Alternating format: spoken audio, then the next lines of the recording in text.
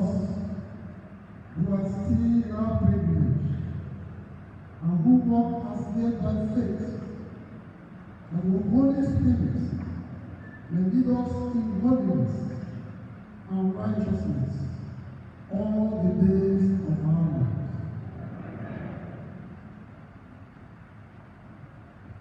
Grant to your people power and peace, that we will be cleansed from all our sins and serve you with quiet mind.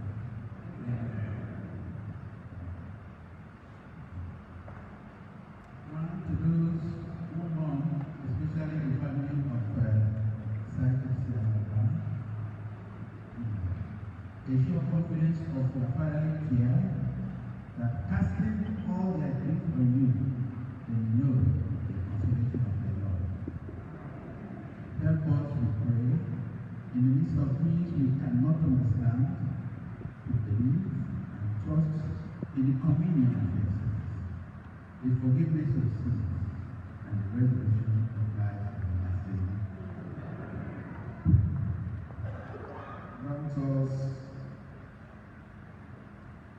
to trust ourselves into your prophetic word.